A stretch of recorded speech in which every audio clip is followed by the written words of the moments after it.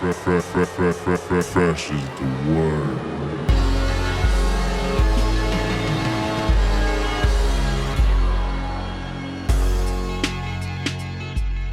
Welcome to the Fresh is the Word podcast. I'm your host, K Fresh. This is episode number 18. Today is Monday, February 15th, and we got a lot of stuff to get into before we go into our usual interview segment. I kind of want to start talking about more stuff during this opening monologue. Just kind of get into some topics that are relating to music and wrestling, or even my life. So we got a few really cool things to talk about. Let's start off with some music shit. The topic of Detroit rapper Elzhi.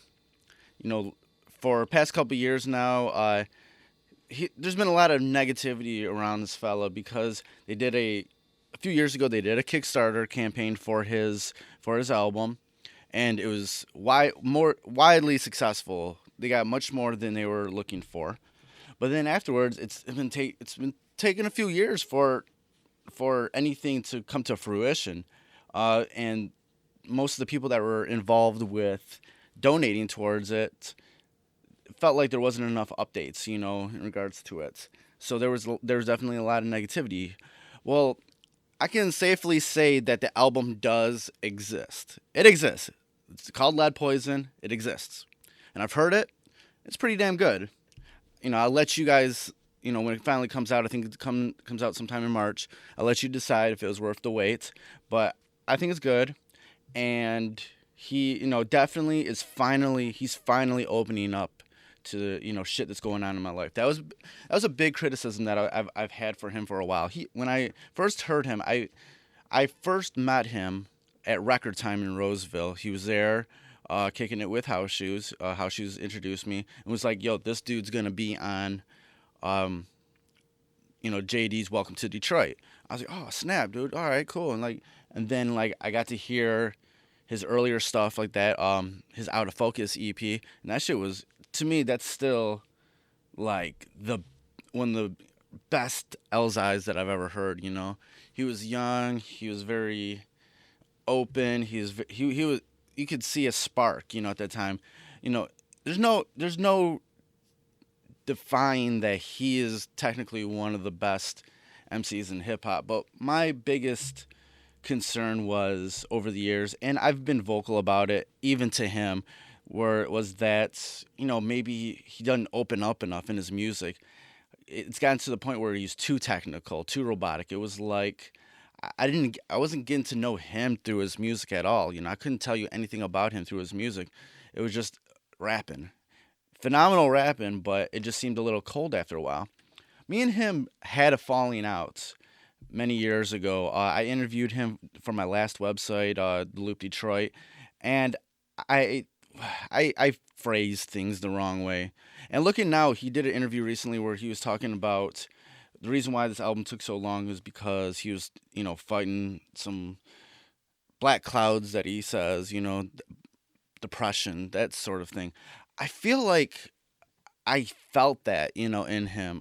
I noticed that, but I didn't know what it was. I didn't even know what it was. So there was no way to phrase it in a way. So it came out wrong, what I was trying to fish for. And he kind of took it the wrong way. And the tipping point was during his Elmatic show at the Majestic Theater with Will Sessions. I was on Twitter, just tweeting jokes about the show, Previously to that show, a couple of weeks before, was the infamous Odd Future show where, some, bottles were being thrown on stage. So I was joking about, I got served a bottle of beer that night, and I was like, oh, I got served a bottle, maybe I'll throw up on stage. And I cracked a few other jokes on Twitter, and he saw them, and he called me, and we got into some heavy words and some argument about it, and we haven't talked since. That's probably 4 years ago, maybe even longer.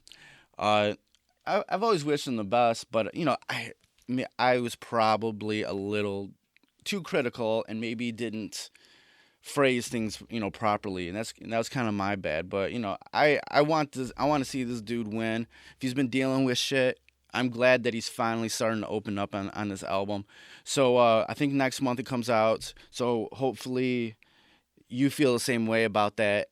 It's a good album. I feel like he's opening up more, and hopefully he continues to do that. Hopefully we get to hear more from him, and I only wish the best for him.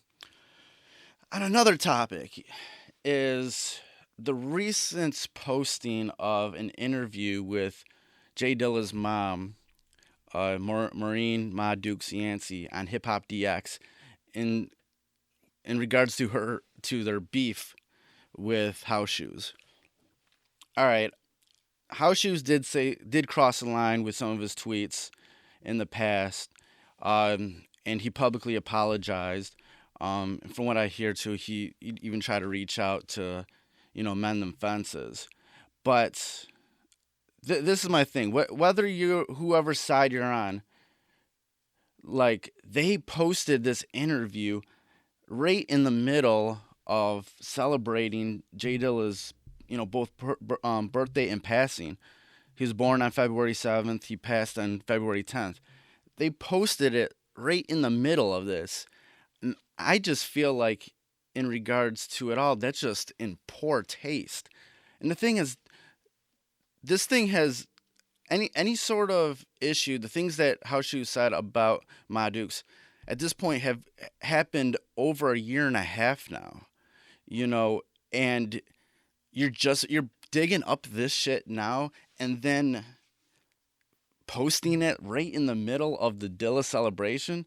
That is clickbaity shit, And the fact of the matter too is the J Dilla Foundation Twitter account also posted about it right when it happened, also saying that they're going to air out House Shoes. Really, we're all celebrating this man, whether you're going to events or not. We're celebrating the works of James Yancey right now because this is when he was born and this is when he passed in the same week. And HipHopDX and the foundation want to bring up some of this shit. Like, look, there's 11 other months out of the year, man. If you really needed to post this interview, which I feel like even the posting of this interview is just clickbaity shit. But if it was really important to post this interview with Ma Dukes, do it in January, do it in March, do it in July, do it in another month, not February, not the month that we celebrate, Dilla. You want to bring negativity to this shit? Like, and I get, because of House Shoes' remarks, that, okay, maybe Ma Dukes doesn't want House Shoes to be a part of J Dilla Foundation, official J Dilla parties, that is not my thing that's not my decision to come to. But to just go out of their way to post this interview then at this specific time is just in poor taste. From what I gather, the person who did the article reached out to House Shoes many, many months ago. So I believe that they had this interview with Ma Dukes for many months too. And they waited for this time, and House Shoes declined because he doesn't want to talk about this anymore. Because when is it going to stop? At this point, this is a definite example about when is it going to stop, They keep on cycling through the negative shit of the past instead of just moving on. Am I saying House Shoes was right and wrong? This is not, whatever, it doesn't matter which side of the fence you come up on in this. It was wrong to post it at this time. It was in poor taste. And then also there was another post recently about that also mentioned House Shoes not being a part of these events, but also lumped Wajid into it. I don't get that, It's there would not be a Slum Village as a packaged entity if it wasn't for someone like Wajid. He was the brains behind so much of what those early Slum Village, just kickstarting that group, he was a part of that early thing that really was a catalyst. He saw the future, where it was going with that group and everything in the internet, and he saw the future. So I'm glad that someone like Wajid is actually paved his own avenue with first Bling 47. He has Dirt Tech Rock right now. Has all his crazy different sort of projects of all different types, man. He has his own thing, his own lane. So I'm glad that he just continues to do his thing, and I salute that to him. But I just feel like a lot of these posts are very reactionary and very in poor taste about the timing. Like, if you really need to get this shit off your chest, can you do it at a different time? That's that's my main beef about it. So hopefully, now that they got this out of their system, maybe we can move on a little bit, and maybe we can mend fences. Maybe someday we can actually have people on the same side. I don't know. I personally needed the space from the whole post whatever Jay Dilla legacy business, because I'm probably on that list too of people that they don't want involved in the events. And do I want to be a part of those events at this point? No. I needed to walk away. It was just too much, and I was very vocal about a lot of things, and they just considered that shit talking. And like I've said before, and I had the whole Dilla episode last week, which I've gotten a lot of praise for, a lot of good comments about. I kept any of the negativity out of that episode, but I I'm celebrating the works of JD by myself. It's like, and I've said this before, it's like having a relationship with God in the Bible, but despising organized religion. That's how I feel about it. So I'm going to continue to love just music in general, not just JD, but everything, everything that I like, and spew it out on this podcast about, and definitely just, I love being a fan as much as part of the music industry that I become, or doing this podcast, or being a writer. I like being I love being a fan of this shit. So when it comes down to it, I'm just going to celebrate by myself. I don't need to do it as a part of an event or a group of people or whatnot. So that's my piece about that. On to some wrestling news.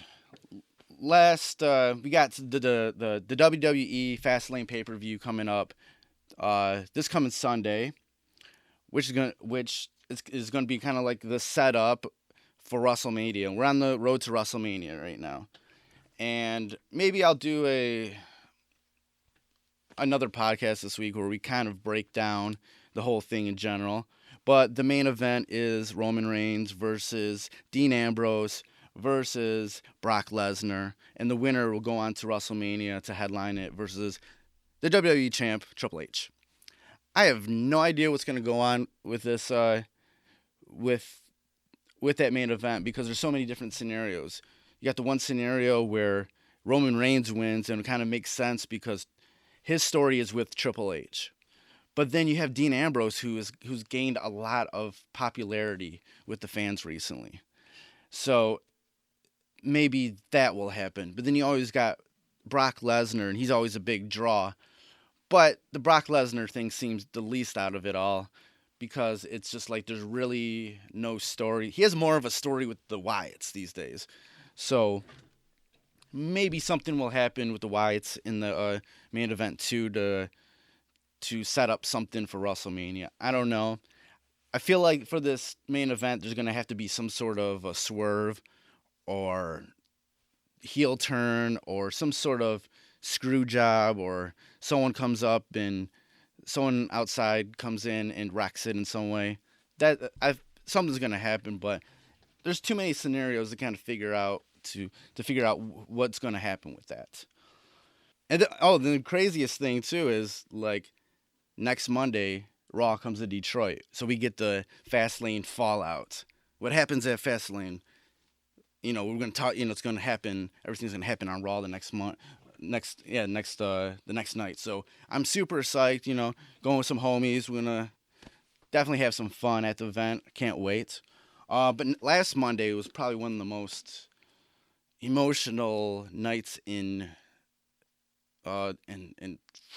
wrestling history. Like, Daniel Bryan retired from wrestling. He didn't retire just from WWE. He said that he's no longer a wrestler after that night.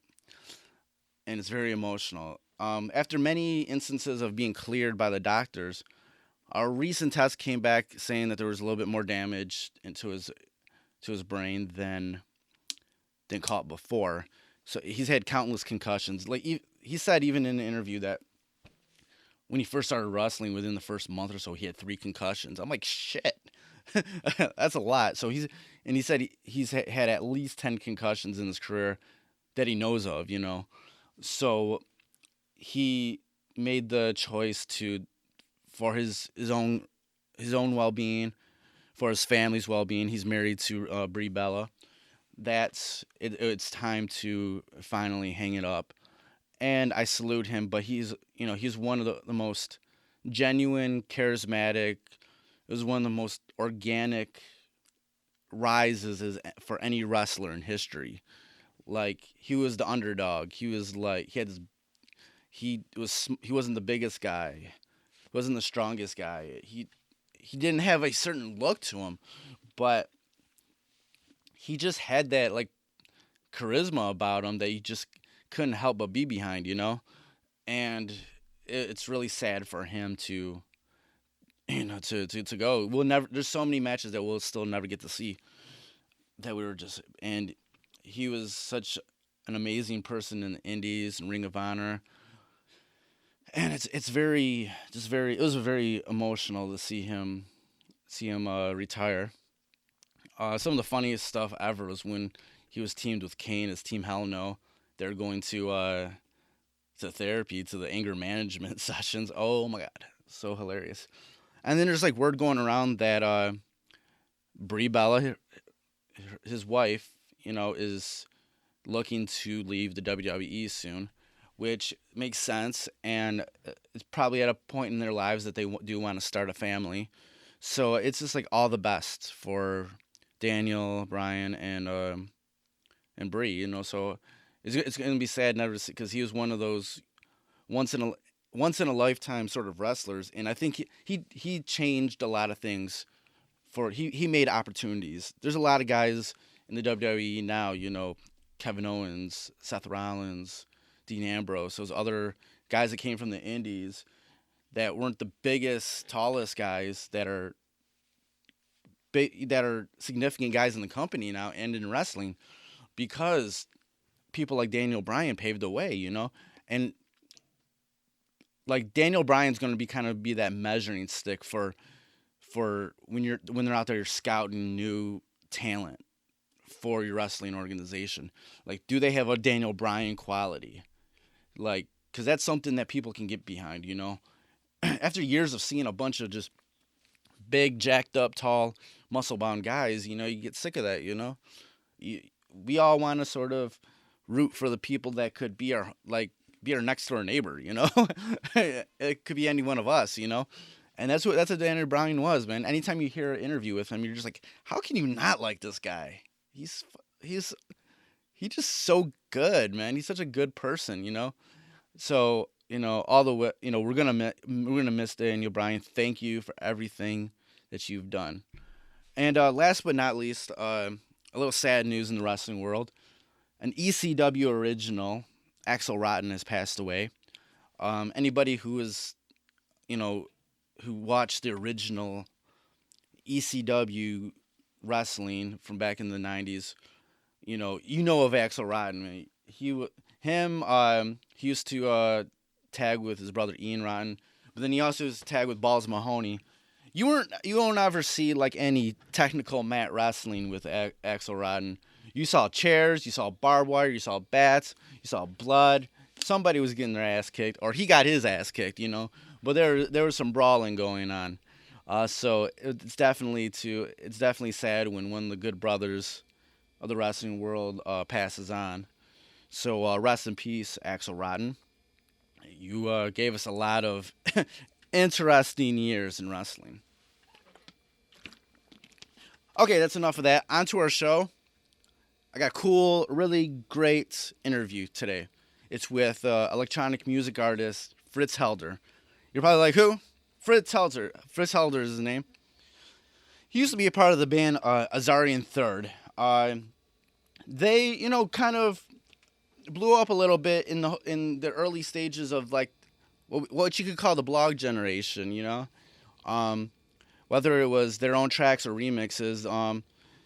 They put out some really good electronic, dance music, as a band for a few years, and he was a part of all that. Since then, the group has disbanded, and he's finally getting around to being an artist himself. So he has an EP that's coming out, and we talk about the EP. We talk about the years with the Azari Third.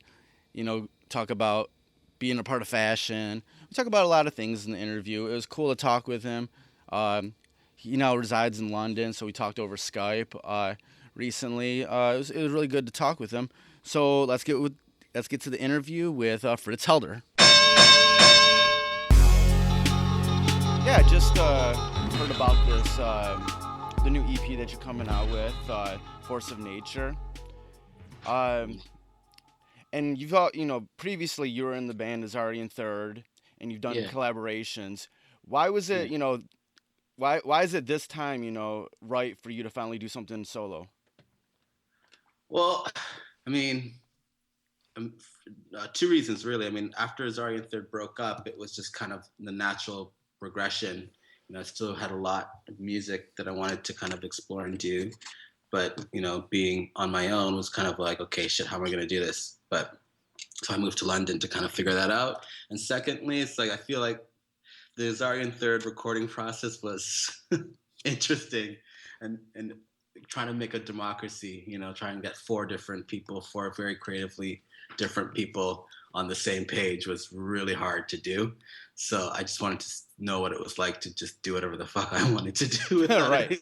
asking anyone's opinion or getting anyone's kind of permission to do it. So, yeah.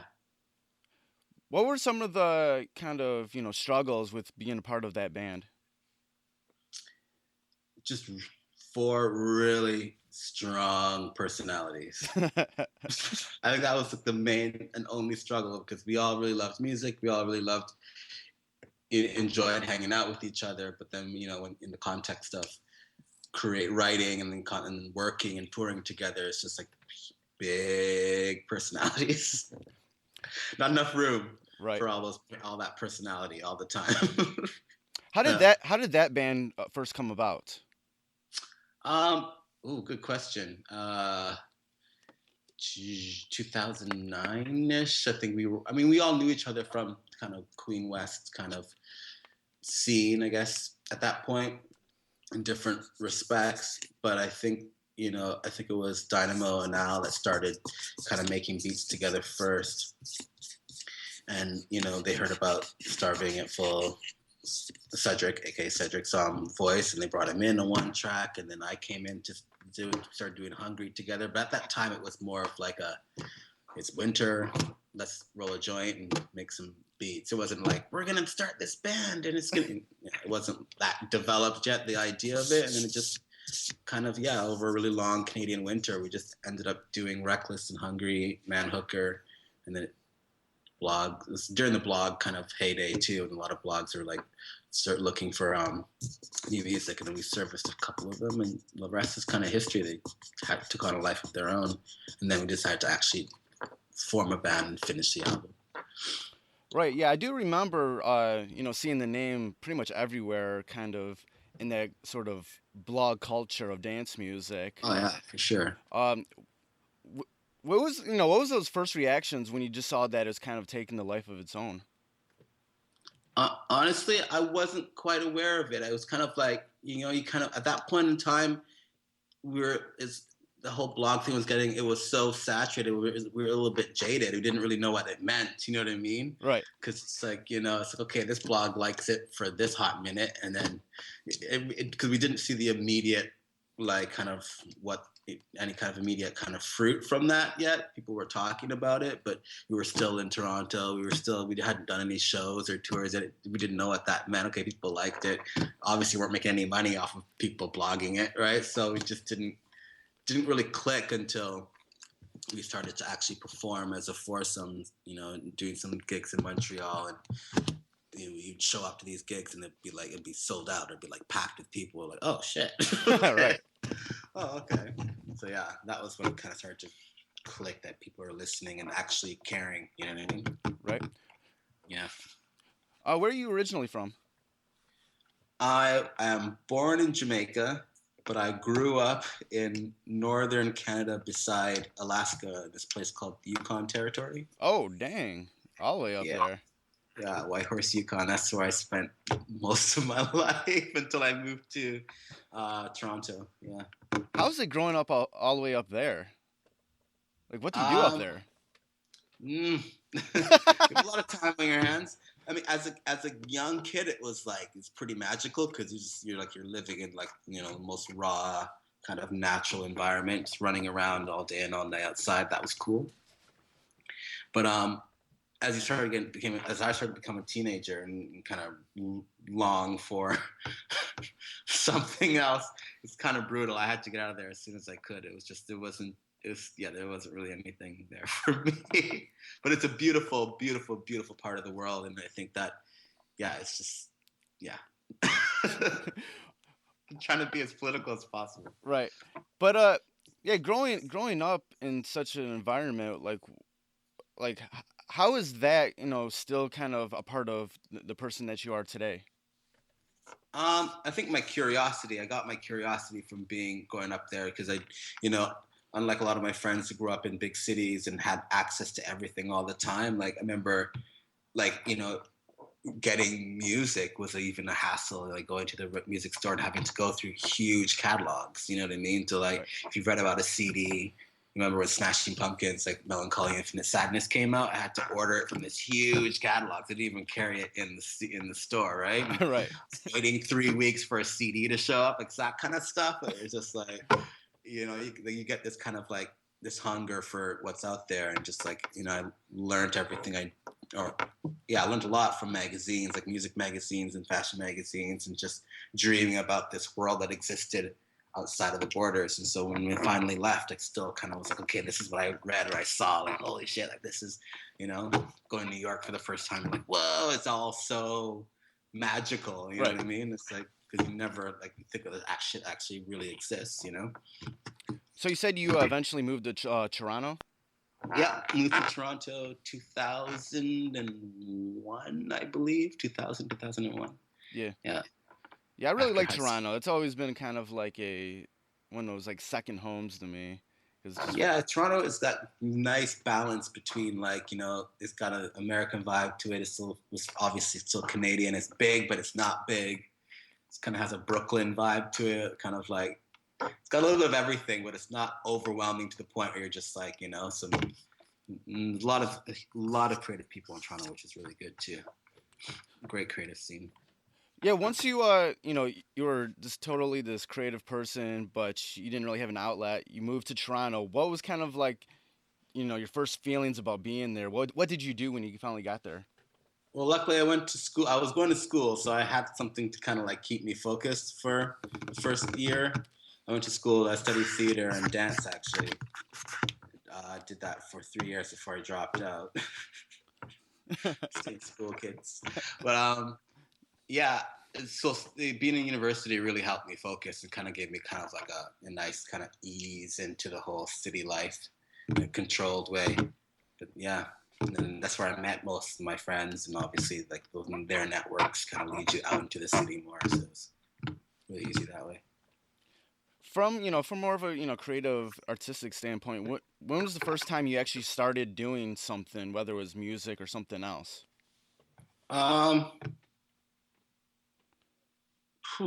mean, I've studied music and dance since I was 5, but community theater style stuff. You know what I mean? Yeah. It's kind of innocent stuff. But when I moved to Toronto, I think after I dropped out of university, I kind of was like, okay, I know I want to do something creative. I don't know how to do it. I wasn't trained formally in music.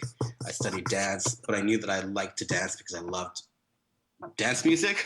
Yeah. So I'm like, okay, how do I make dance music? So, I was lucky enough to meet a guy who was a producer, and I had a dance show I was actually doing, and I wanted to make my own music for it. So we wrote a song together for this dance piece I was choreographing, and it was just like this cheesy kind of electro clash, kind of like, like it's the early 2000s, right? So it's like super electro clash and all like, kind of like cunty lyrics, kind of a vibe. But I just really loved it. I just really loved the kind of expression you could get from it. And that kind of was like the beginning of the end. Beginning of the crazy journey into electronic music. And then I started going out to club parties and raves and just, that was it. Once you started, making music, what was, who were some of the people that you kind of ran into or look up to, or, what was some of the clubs or scenes or whatever that kind of helped mold, who you became? It was actually, you know what? This is going to be a little heartfelt moment. I met Dynamo Azari I forget the name of the club. I think it was like, I don't know. I can't remember now. It's too long ago. But I remember going out to see him. Or no, I didn't go out to see him. I remember going out to this club and he was DJing. And he was just playing like the best music. And as a newbie into the scene, it was music that it was like a lot of old school stuff. I remember he was playing like Evelyn Champagne King, and then he like throw down some like Pointer Sisters, and then go into some like Charivari, or it was just like so, but it was just so joyful. You know what I mean? This is like pre like dark shit, crazy cocaine shit. It was like so like, Paradise Garage, like everyone's like boogieing around. It was a good vibe. I remember being like, holy shit, this DJ is so good. And then I don't know exactly how we ended up talking or how the relationship started, but Christian actually, or Dynamo, was the reason.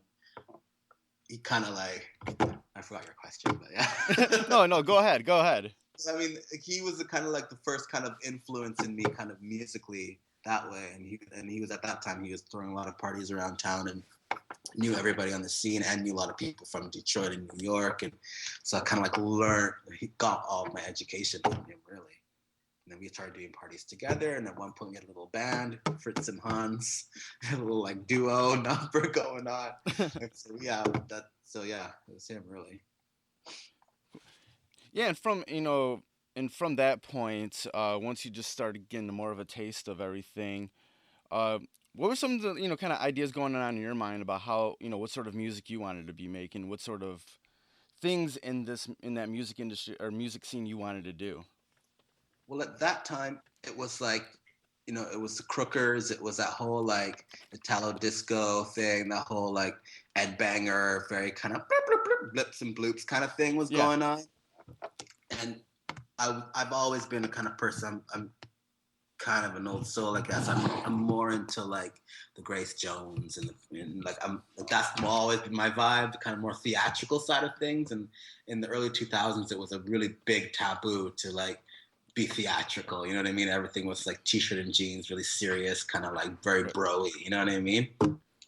So I in my head, I was like, okay, I wanted to kind of,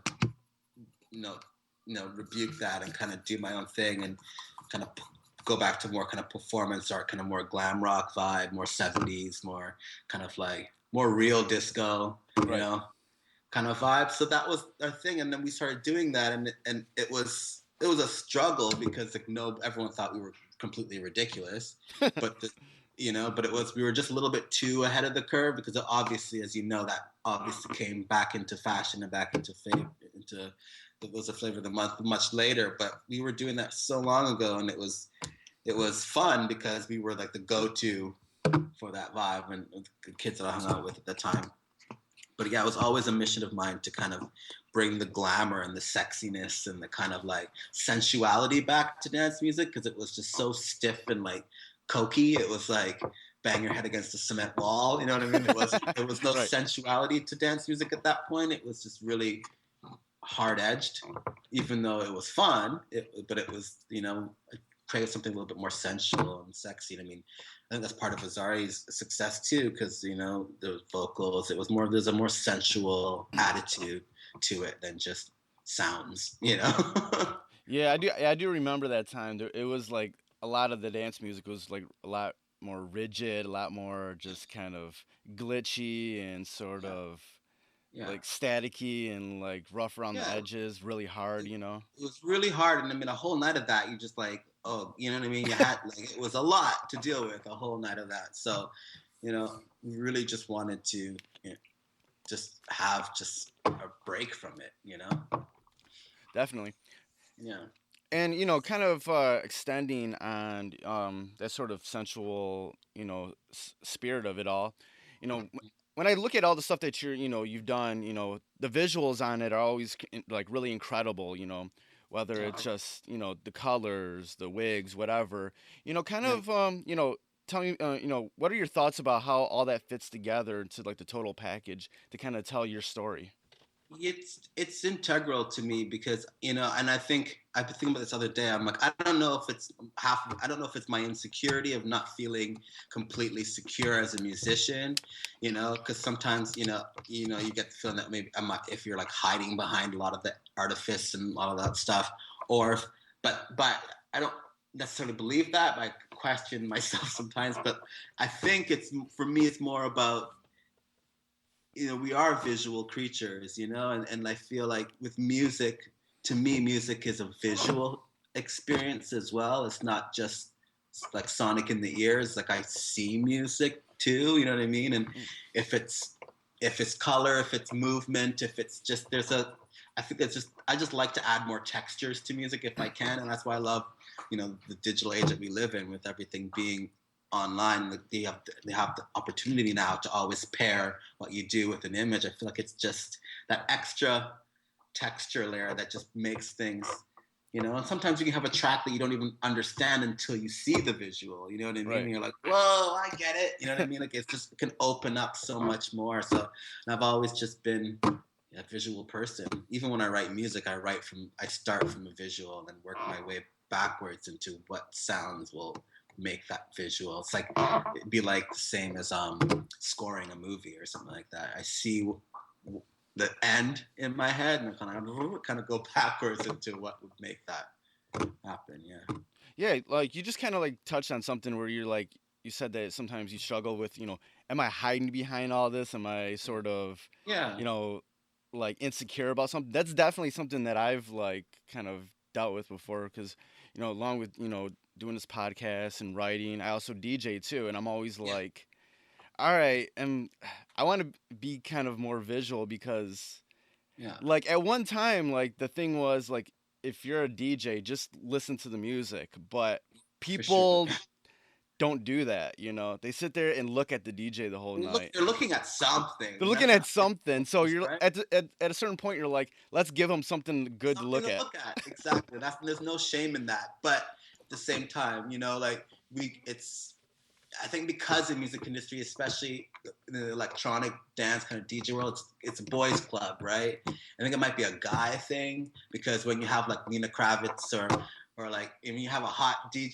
she's just like she has no problem being hot and, Yeah. and going out there and shaking her thing, and everyone's like, yeah. But I think with guys, we walk that kind of fine line if we don't want to be flamboyant or showy or like, you know what I mean? It's about the music. We're purists, just stand there and listen. But no, I mean, this has to be more than that. I mean, you look at some of the biggest DJ acts, whether you like them or not, but you look at like Dead Mouse and all those guys that it's completely visual for them at this point. You know what I mean? Yeah. And Daft Punk, like it's a complete visual experience. You can't separate the two anymore. So I think there's something there, but there are also a lot of people who hide behind their visuals too. So Oh, definitely. Yeah. There's definitely people who like, they do a certain sort of music and they need to tour it, but they don't necessarily know how to tour it, so they kind of do the visual thing to kind of. And they're not necessarily people who like to be in front of people. That's the other thing too. That too, yeah. I know a lot of great, really talented producers who, nobody will ever hear them because they just can't get in front of a crowd. So yeah, yeah. And I really can't fault anybody doing that because if you No. can sit down and actually make a really cool stage show that has really cool visuals, yeah, that's really really fucking cool actually. Yeah, and if there's intent behind it, yeah, exactly. For me, it's all about intent. If there's some sort of intent behind it, then I think it's good, whether I like it or not.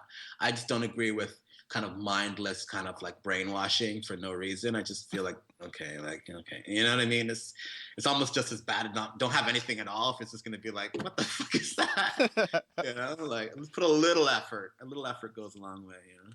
No, and there's definitely been a lot of great strides with, certain DJs about how to put on a show since this kind of electronic music boom kind of happened to where, you can mold all these things together, but Yeah. still like have a lot of control and leeway during the actual show to change Yeah. things up.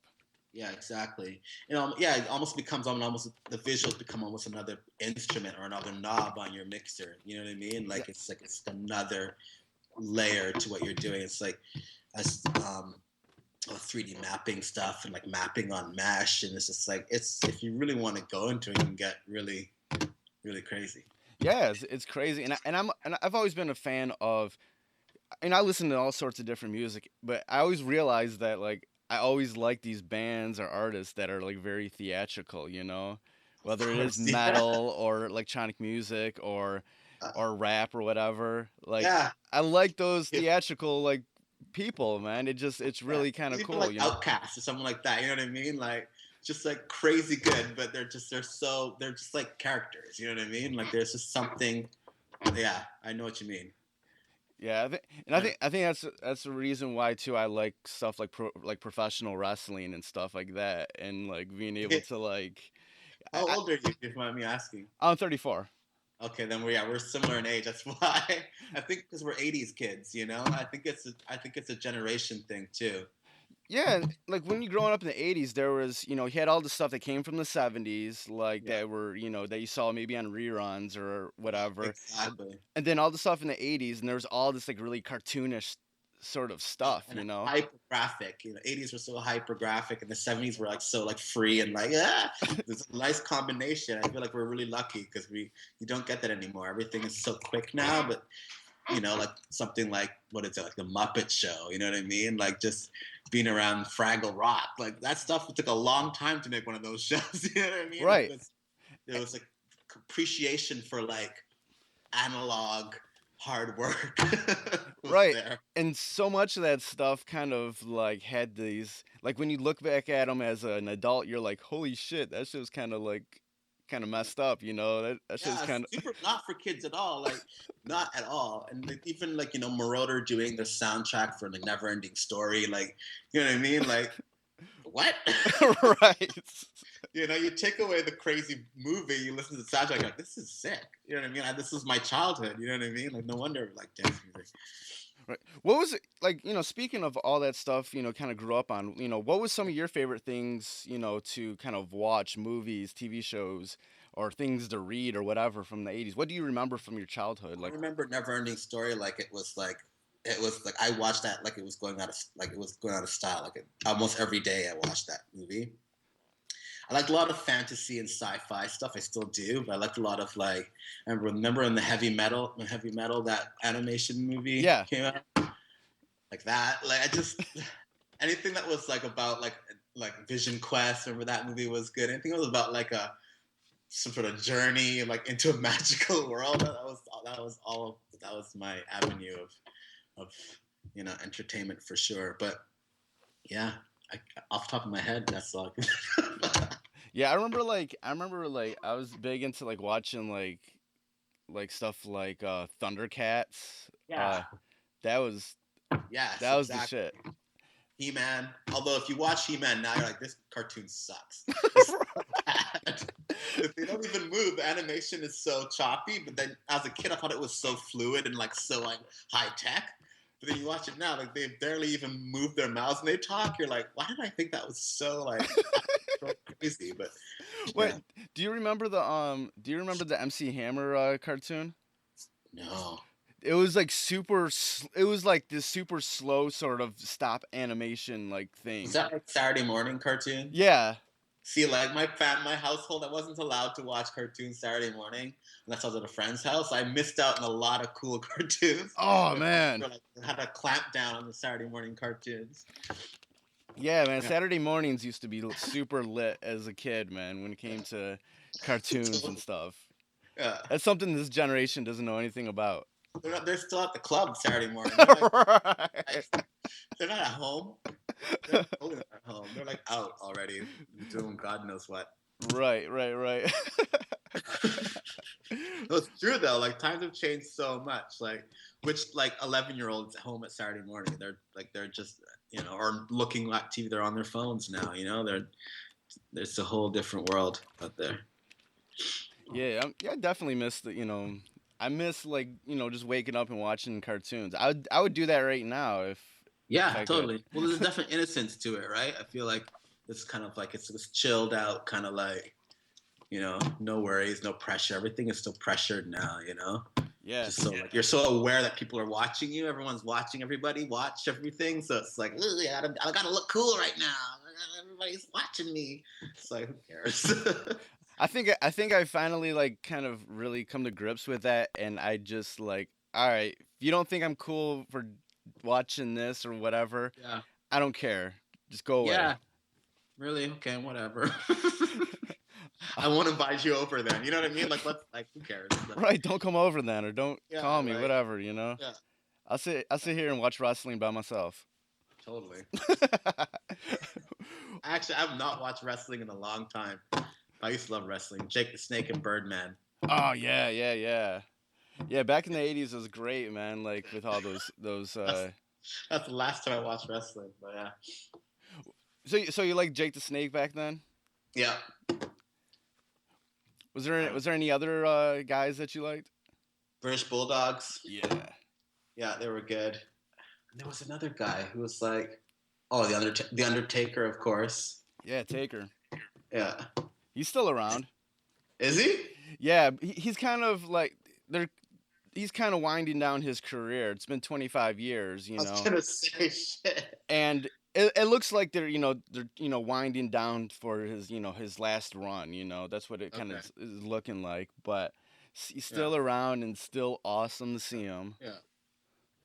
I just love the whole storyline weave. But it's such an intricate thing when they wove those storylines together. It's like soap opera, basically. Oh yeah, it's definitely been like a male soap opera. It's definitely like a, like professional wrestling is like a traveling theater. Yeah, totally. It 100% is vaudeville, man. It's like, yeah, and yeah. It's so true. I never thought of it that way, but it 100% is. I think, even being a DJ or with Azari, like, in the whole, you start to get on these kind of circles. You start to, every time, every show, there's Jamie Jones again. There's, you start to kind of see the same people. It becomes kind of like traveling road show of like characters. Or like, this is what we do for a living. Like people allow us to act and behave this way, and then they pay us. Like it's completely like just crazy town. But it's good. Right, it's kind of crazy when you kind of go into the whole electronic music realm of things, and the way everybody tours. Like you cross paths with so many of those people on such a regular basis. It's crazy. And you start to think of that kind of lifestyle as normal. Like 1 minute you're in Paris, next minute you're in Singapore, next minute you're like, oh hey, I'm going to South Africa next week. You should come. Yeah, totally. I'll see you. Like people don't do that. You know what I mean? Like nobody does that. But you kind of start to talk as if, yeah, I'll see you in Mexico next week. Yeah, okay, yeah. It's like, holy shit, this is what we do. Just live on planes, just like travel all over the place. And just like say hello in nightclubs. Like, Right. You got guys that are like, oh, just, stick around. You can come on my private plane. We'll go to somewhere together. See, we never got to the private plane stage, but like, but yeah, I know what you mean, though, for sure. You're not on that Dylan Francis level. No. We never got there. I'm still commercial, man. Economy. Yeah. Not on that Dylan Francis level. No. Soon, one day. Okay, I was like checking. I was on your Twitter page, and I just saw all these like posts, where you just said "been there, done that." Yeah. Kind of talk about those posts. Well, yeah, it's funny because I started doing that. I mean, I kind of got lazy and I stopped. I started doing that because I had I closed down my personal Facebook, and then they when you do that, they send you like all of your files so you can like keep all your photos or whatever, right? Yeah. Before they delete your account. And I was going through my photos and I was just like, holy shit, like the last like 10 to 15 years of my life have been insane. When you look at just the photos of what you've been posting, you're like, Right. holy crap. And then I started to look at the kind of timeline of it, and it's like me and my friends and whatever we were doing, we're always like a year to, ahead of whatever was in the zeitgeist, like pre Lady Gaga with my first group. It was like we were doing that shit before Lady Gaga, and just seeing all this stuff. I'm like, okay. And then you see it all happening now just because you can, because of Instagram, and you're just so much more aware of what people are doing. So when I see young kids post shit about, and they're just so like, because that's the thing about these phones and kids, that they have Google, but they don't use it. You know what I mean? They post shit and they act as if it's like this new thing. You're like, okay. Just so you know, that's been done like a million times before. Right. You didn't invent that, but they're so self-absorbed. I think that they're like reinventing the wheel. So I kind of thought it was funny. And so I started to just post these things of shit that I've done that in reaction to stuff that I was seeing that day or whatever. And just kind of, for example, like Givenchy did this kind of like diamond face thing. Yeah. For their whatever fashion show. I remember 2004 doing that for my group just because we didn't have any money for costumes, so we just like glue shit on our faces. Right. Like, we're fabulous, you know what I mean? And now they're selling it at Givenchy for like $32,000. I'm like, what the fuck is going on? Like, that was a joke to us, and now it's high fashion. You know what I mean? And it's just kind of like those kind of things that kind of like slap you in the face every now and then. But yeah, that was that. Yeah, I love this picture that I'm looking at right now. It's just like the time I stalked Karl Lagerfeld. Oh yeah, back in the day. Yeah, we used to go to Paris a lot. We used to go to Paris a lot in the late 90s, early 2000s, and just because we liked fashion before the whole fashion thing exploded. Now everybody likes fashion just because they feel like they have to, but like we seriously loved fashion, so we would just go and just like go to these parties and try and get in. Yeah, and then I met Karl a few times. Well, the back of his head, more like. Yeah. What is it? What is it about the sort of fashion scene that kind of drew you to it? You know what? That's an interesting question. I think it was more for me being, little tiny scrawny black kid growing up in the Yukon. Like I never had an outlet self-expression. I was really concerned. I mean, like as most kids are, about fitting in, because I knew that I stood out already so much visually. Like I was like, okay, keep your shit together. So I spent so much time as a kid trying to like disappear that when I discovered fashion, I remember I saw a fashion magazine at the grocery store in Whitehorse and took it home and I read it. I think it was like Details magazine or something like that. Yeah. I remember I opened it. I was just like blown away. I was like never seen anything like that in my life before. And people just kind of doing themselves, and all these fashion characters are all like very flamboyant. And it's kind of like, whoa! It just really resonated with me, and I just thought that if people can do that and be respected and gonna be like, people listen to what they said and they took them very seriously. I'm like, whoa! I just fell in love with that idea that you could be you and people were cool with it, and that I feel like, yeah, and that's what the initial attraction to it was. And then realizing that people who work in fashion outside of the whole commercial side of it, the people who actually make clothes and design stuff are really talented people and they work really hard. You know what I mean? It's like the glamour shit aside, that the whole behind the scenes, there's a lot that goes into making those images and making that stuff look good, So, yeah. Yeah, like when you kind of strip away the whole glamour and everything behind it, I really do love the sort of kind of aesthetic of fashion. Just everything on its basic principles and the whole artistry of that. I just love it. For sure. So it's when it starts to when it goes to market and then it starts to become, buy it. You need this. You need this. You need this. That's when it's annoying. But like the other stuff before that part is really cool. Like I think it's really interesting. Right. How did you come up with this sort of name, Fritz Helder, this kind of character of you? I was adopted, and